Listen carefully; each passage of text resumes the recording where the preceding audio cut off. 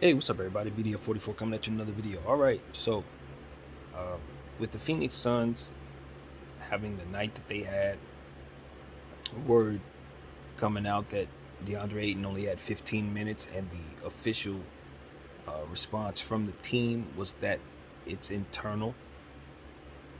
Decision was internal. Um, Knowing that going into this season, there was conversations about his contract that fell apart, and at this point, it is clear that they do not have his money after paying Booker, paying Bridges, and paying Chris Paul. So it's really in limbo right now, unless they want to shave off some salary, get rid of one of those players to keep him. It's looking like he's going to have to find a new home, and because of the presence of that, I see an opportunity that wasn't there, that was not there just 4 hours ago, and that is the potential for Ayton to be a sign and trade somewhere. Um, and look, I understand that I'm a wacky Laker fan, okay? I get this. And I haven't done all the thinking in the world about this, nor do I think that Ayton's inclined to do anything like this, or the Suns, or would be willing or think twice about this or any other sense of this. But what I'm saying is, now that Ayton could be walking for nothing, you could see a potential for a sign and trade. Um, you could see a potential for the Suns maybe when they get some draft equity, maybe trying to get some you know, something that would provide them some, something that would allow them to supplement the value being lost. Uh, Maybe some trade exceptions, things of that nature. So, you know, here's where my Lakerdom kind of gets into the conversation. I look at the Russell Westbrook contract. I say, okay, that's $44 million coming off the books at the end of the season. Someone could easily pick that up, stretch it right away, and have that $47 million right away to give to somebody immediately, or to a bunch of somebodies to make the team a lot better real quick. If they're willing to stretch it, they can make that happen. Now, the Suns would not be inclined to do that necessarily in any way, shape, or form. They're not. If they were going to create space, why do you do that? Just let them walk. The space is there. Um, but if the Lakers could, for some reason, find somebody who really does want the 47, right? Who really does want Westbrook's contract, if my brain isn't failing me, we actually have Ayton's money. We could pay him. We can make him our third. Now, you know me. If you follow me, I hate, with a capital H, three max contract situations. It doesn't work. It hasn't worked. It will not work. But it's temporary, because I ain't keeping everybody. That's the point. I'm not keeping everybody. I'm building. And that would be one of the first moves I'd make. Now, I'm not saying I could pull that off. I'm just saying, if I'm the Lakers, I want that piece. If I'm paying anybody $100 million, it's gonna be somebody like that. I look at Ayton as the best conditioned center in basketball, highly underutilized and with skills that have not even been seen, because they didn't use him as much as they should have in Phoenix. He could shoot the three a bit more than he can. He's an offensive juggernaut in ways that wasn't shown. He could score a lot more than he was shown. And I think when you talk about size and wanting to go up against the Giannis's and the Carl Towns and all these guys, and Bams and all these players that are out here, you're gonna need somebody like Ayton. We had obviously LeBron James to do that, have LeBron James to do that, have Anthony Davis to do that. But those guys are, as we see, going to need a little help if they're going to stay here. And I look at the free agent pool and all the different things the Lakers are talking about doing, picking up players. Zach LaVine is somebody they're considering getting. I'd rather have Ayton.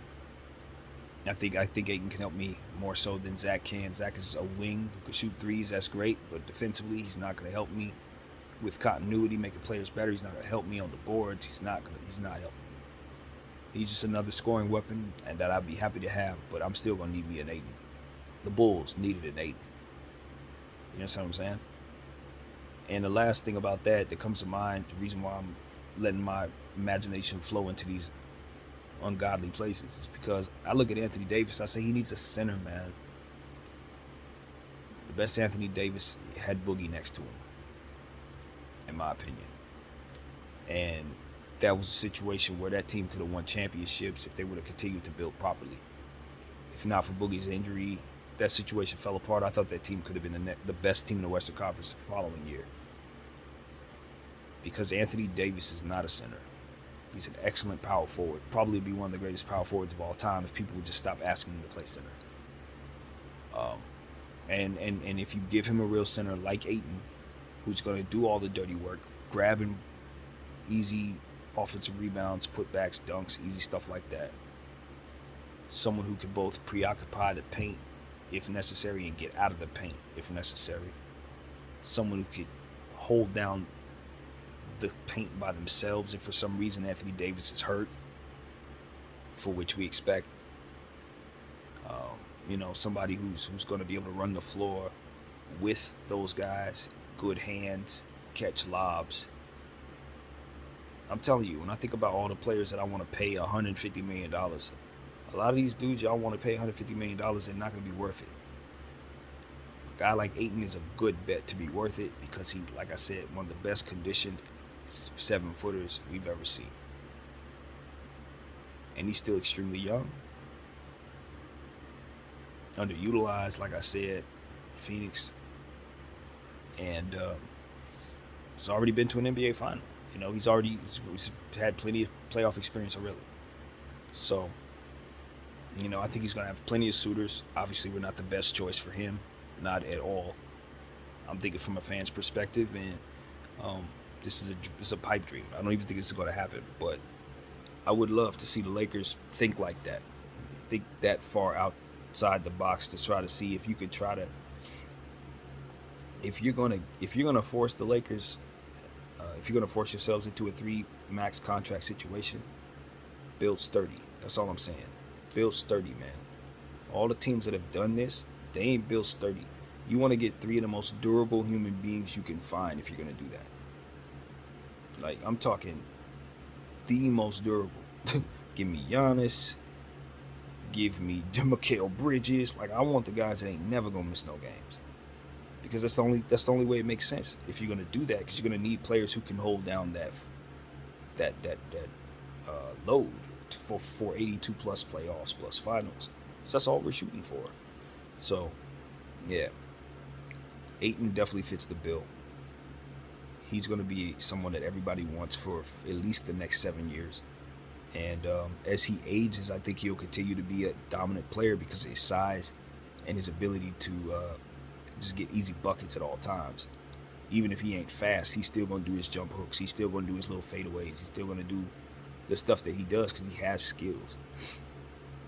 So, I don't believe he's better than Embiid or better than Jokic or nothing like that. I don't believe that. But I do think he'll outrun them. I think he'll last longer than them. In a game, I think he's in better condition than him. So, that counts to me. That really counts to me. He doesn't have the injury issues that some of these other guys have had. He's had less mileage because he was suspended for a whole half of the season 2 years back. So, that counts, believe it or not. So I just look at Ayton and I say, you know what? He's definitely out of Phoenix. Wherever he's going to land, he's definitely going to make a massive impact. He's going to fit in a lot of places. A lot of places need a center. A lot of people have money. First place come to mind is like Portland. They got all the money in the world. They could throw a whole bag at him right now and not have an issue. I think about Charlotte. They need him bad. Think about a team like Detroit. The way they've been building big, they would love to have a guy like that. So it's just not going to be any shortage of suitors, man. No shortage. Dallas would be excellent with Ayton right now. Can you imagine?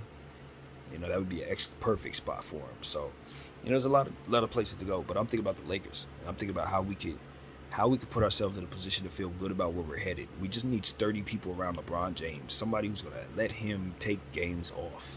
Somebody's gonna let him not play defense. That's it. Give me a bunch of wings, bunch of long players, and a big center like Ayton to slap on a team with LeBron James, and we can do some things. I believe we can do some good things. But size is key. Don't bring me no short players. If you're watching these playoffs right now, you understand that those short players, as great as they just are such a defensive liability. It's almost like having traditional centers on the floor while shooters are on the floor. It's getting to that point. I don't know if people realize that or not, but the short player is slowly but surely becoming obsolete, believe it or not. I see that. I see it. It's forming right now. And if you follow me, I'm the guy that kind of tells you what's on the horizon. While everybody was still talking about shooting the ball and running around with point guards, I was telling y'all that centers were on the way. Now I'm telling you that you're gonna have a hard time, even if you're Trae Young, even if you're super talented. It's getting to a point where teams are stacking their lineups with players that are taller than 6'5", and if you try to switch out, they're hunting your mismatch. They're hunting you down defensively. I don't care how talented you are offensively. If they can exploit you defensively, they're repeatedly exploiting you, and coaches are getting better and better and better at that. And it's these little guys that are getting switched off on, driven past, pushed off, all that. The only defense they really have is the flop. And when that doesn't work, it's a wrap. So I think the small player is becoming endangered in a way. I guess you could say it's becoming a thing where you can see it coming. Um, they're gonna get less and less minutes. They're gonna start getting more and more backup jobs, unless they're superstars, because you just can't keep them out there, man. Just can't keep them out there no more. So we'll see if that holds up. I think that's a real thing, and I want the Lakers to bring some size to us because of it. I want big guards. I'm like Phil Jackson. I want all my guards to be over 6'6", 6'7", like for real. I don't play around. I like big guards. And wings, forwards, wings, shooting guards with athleticism. You cannot get away with being stagnant no more. And, of course, shot making and three-point shooting. It's not gone. You need to be able to hit the three. The Suns couldn't hit it, they're gone. Bucks couldn't hit it, they're gone. You still need to be able to hit the perimeter shot. Defense is fantastic. If you don't play defense, you're nowhere. But if you go on scoring droughts, you can find yourself with some struggles. But I don't think there's a team left that doesn't have that issue. So for whatever it's worth, you're with the field if you have that problem. Defense, size, three-point shooting. So that's what I want to see the Lakers do. I'm obviously intent on seeing all the league built properly, but when I look at this $47 million contract with Russell Westbrook, and I think about the different trades that we're trying to do to unload it, I'm trying to think outside the box. I'm trying to figure out how we can parlay this thing into something really good. Because with respect to the Indiana trade, which looks great, and the Charlotte trade, which is promising as well, I'm starting to see opportunities for certain teams who maybe didn't know they would want $47 million of free money at the end of the season, who now do. You know what I mean? Maybe 2 weeks ago, they didn't see themselves as someone who would want to trade for Westbrook. Well, now, yeah, they may. I look at Phoenix and I say, after a game 7 like that, and looking at their cap situation and their contract situation, they could actually be a different team next season. I mean, you obviously expect to see Chris Paul there, Devin Booker there, but everybody else, yeah, it could be different. It could be really different next year. So I don't know what to expect there. And you look at different teams. The Bucks, obviously they feel good about where they are, but how do they feel about it going forward? Middleton wasn't available to them at the end of the season. How do they feel about that? Do they need to retool? Maybe they want to move on from a couple guys. Could they? I don't know. None of that has to do with anything with Russell Westbrook. What I'm saying is, Russell Westbrook is a player who I don't expect to play for the team we trade him to at all. You know, if they happen to want to use him, I think they would be stupid for trading for him. To be completely honest with you, what you do is wait for him to get traded, wait for him to then get bought out, and then be the team that picks him up. That's what you do if you actually want him to be rostered for you. You don't pick up that contract. That contract is awful. You want that contract to be away from the player so that you can sign him to something that makes sense to you, something that better represents what he's going to do for you. So when I say trading for Russell Westbrook, you understand that's exactly what I have in mind. Whoever trades for him, in my mind, has 0% chance of rostering him. They are intent on waiving him right away, stretching him right away so that they can free up that cap space for themselves. He will not play a game for the team he's traded to unless they are absolutely unaware of what they could be doing for themselves. So that's all there is. If they watch my video, they won't do it. Simple as that. So yeah, man, that's the thought in regards to Westbrook, man. I want to see us parlay him into something special. If we could turn him into someone like DeAndre Ayton, that's the type of ambitious move that I think is worthy of the Los Angeles Lakers. Simple as that. We are who we are, and we do special things, and that's the type of thing I want to see us do. You're going to bring back LeBron James and Anthony Davis. Do not bring me somebody who can't play defense. Do not bring me somebody who's small. Do not bring me somebody who ain't going to be able to get offensive boards and different things that really, really matter to this league that we're in right now. Fluff and pretty names and all that stuff does nothing if it's attached to losses. We have another 30-win season and don't even make the playoffs. I don't want to have nothing to do with that. So I feel like if we pick up the right several players, put ourselves in a position to feel a lot better about ourselves at the very least, if we're not going to blow this thing up. And I think that's the way to go, man. That's the way to go. So I don't know what Phoenix wants to do, but once I start thinking about dangling Russell Westbrook, I think about opening up that cap space so I can sign a guy like Ayton. That's pretty much where my head goes with that. So that's where I got, man. BDF 44. I thank y'all for watching.